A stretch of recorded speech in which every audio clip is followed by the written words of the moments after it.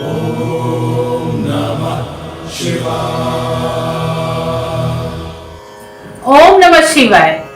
ओंकारेश्वर एक सुंदर और अर्थपूर्ण नाम। ओंकारेश्वर का अर्थ है ओम ध्वनि के भगवान या ओंकार के भगवान। यह नाम भगवान शिव के एक रूप को दर्शाता है जो ओम के आकार के मांधाता द्वीप पर स्थित है। द्वीप के प्रणवाक्षर ओम के आकार के कारण ही इस स्थान का नाम ओंकारेश्वर है। ओंकारेश्वर ज्योतिर्लिंग मंदिर शिव के स्वरूप को दर्शाता 12 ज्योतिर्लिंगों में से चौथा है, जिसका उल्लेख स्कंद पुराण में किया गया है। देवों के देव महादेव के 12 ज्योतिर्लिंग देश के अलग अलग राज्यों और शहरों में मौजूद हैं। इनमें से 2 ज्योतिर्लिंग मध्य प्रदेश में मौजूद है, एक उज्जैन में महाकालेश्वर और दूसरा खंडवा जिले में ओंकारेश्वर ममलेश्वर ज्योतिर्लिंग। 12 ज्योतिर्लिंग स्तोत्र में भी ओंकार ममलेश्वर 2 शब्द आते हैं। मुझे भी अलग अलग वर्षों में कई बार इस ज्योतिर्लिंग के दर्शन का सौभाग्य प्राप्त हुआ है। वास्तव में यह मेरे लिए एक सुखद अनुभव था। यह मंदिर मध्य प्रदेश के खंडवा जिले में मानधाता पर्वत पर स्थित है। गूगल मैप पर देखें तो पर्वत के चारों तरफ नर्मदा नदी बहती है। इसी कारण से मानधाता पर्वत को मानधाता द्वीप भी कहते हैं। पुराणों के अनुसार शिव से ही नर्मदा की उत्पत्ति हुई है, इसलिए उन्हें शिव की पुत्री माना गया है। शिव जी ने उन्हें अविनाशी होने का वरदान देकर धरती पर भेजा था। इसी कारण से मां नर्मदा को शंकरी नर्मदा भी कहा जाता है। पवित्र नदी नर्मदा को महादेव का यह वरदान प्राप्त है कि तुम्हारे तट पर जितने भी पत्थर हैं वह मेरे वरदान से शिवलिंग स्वरूप हो जाएंगे। यानी यहाँ का हर कंकड़ नर्मदेश्वर शिवलिंग है। इसमें प्राण प्रतिष्ठा की आवश्यकता नहीं होती है। आज जितने भी शिवलिंग कहीं भी स्थापित किए जाते हैं सभी नर्मदेश्वर शिवलिंग हैं। विदेशों में भी स्थापित सभी शिवलिंग नर्मदेश्वर हैं। नर्मदा नदी से निकलने वाले शिवलिंग को बाणलिंग भी कहा जाता है।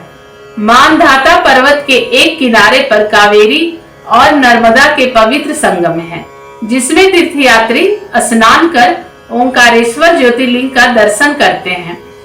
ओंकारेश्वर ज्योतिर्लिंग नर्मदा के दाहिने तट पर है, जबकि बाएं तट पर ममलेश्वर ज्योतिर्लिंग स्थित है, जिसे अमलेश्वर भी कहते हैं।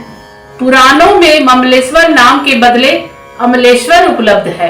महादेव को यहाँ पर ममलेश्वर व अमलेश्वर के रूप में भी पूजा जाता है।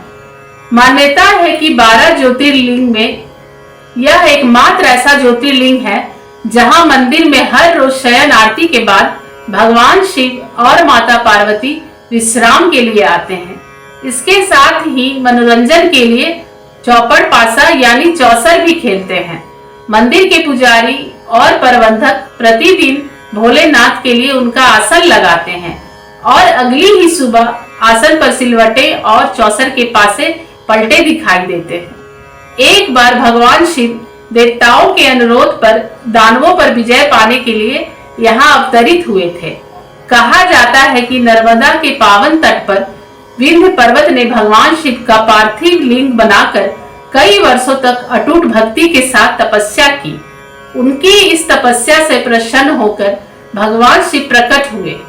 ठीक उसी समय देवतागण और ऋषिगण भी वहां पहुंच गए और भगवान शिव से अनुरोध किया कि यहाँ ज्योतिर्लिंग 2 स्वरूपों में बट जाए। परिणाम स्वरूप भगवान शिव ने खुद को नर्मदा नदी के 2 किनारों में विभाजित कर लिया, उत्तर की ओर ओंकारेश्वर और दक्षिण की ओर ममलेश्वर। ओंकारेश्वर मंदिर का ज्योतिर्लिंग भूतल के गर्भगृह में स्थापित है। यह किसी मनुष्य के द्वारा तराशा हुआ नहीं बल्कि प्राकृतिक शिवलिंग है और हमेशा चारों ओर जल से भरा रहता है। शिवलिंग के पीछे चांदी के मूर्ति रूप में माता पार्वती की छवि है। प्रायः किसी मंदिर में लिंग की स्थापना गर्भगृह के मध्य में की जाती है और उसके ठीक ऊपर शिखर होता है, किंतु ओंकारेश्वर लिंग मंदिर के गुंबद के नीचे नहीं एक और हटकर है। मंदिर का द्वार छोटा है, ऐसा लगता है जैसे गुफा में जा रहे हों। इस मंदिर की वास्तुकला द्रविड़ और नागर शैली का मिश्रण है। मंदिर में कई मंडप, स्तंभ और शिलालेख हैं। ओंकारेश्वर ज्योतिर्लिंग परिसर एक 5 मंजिला इमारत है और इसकी हर मंजिल पर अलग अलग देवी देवताओं के मंदिर हैं। यह भगवान महाकालेश्वर, सिद्धनाथ लिंग, गुप्तेश्वर महादेव, राजेश्वर महादेव और ध्वजेश्वर लिंग है। ओंकारेश्वर मंदिर का निर्माण मुख्य रूप से मालवा के परमार राजाओं और बाद में मराठा राजाओं द्वारा करवाया गया था। परमार राजाओं ने मंदिर का जीर्णोद्धार कराया, जबकि मराठा राजाओं ने इसे भव्य रूप दिया। इसके अतिरिक्त ओंकारेश्वर मंदिर कुर्ग में राजा लिंग राजेंद्र द्वितीय ने 1820 में बनवाया था। वर्तमान में आर्कियोलॉजिकल सर्वे ऑफ इंडिया द्वारा खंडवा प्रशासन की मदद से ओंकारेश्वर मंदिर ज्योतिर्लिंग को संरक्षित किया गया है। ओंकारेश्वर आदि गुरु शंकराचार्य की दीक्षा स्थली भी है। यहीं पर शंकराचार्य को अपने गुरु गोविंदा भगवत पाद के मार्गदर्शन में ज्ञान की प्राप्ति हुई थी।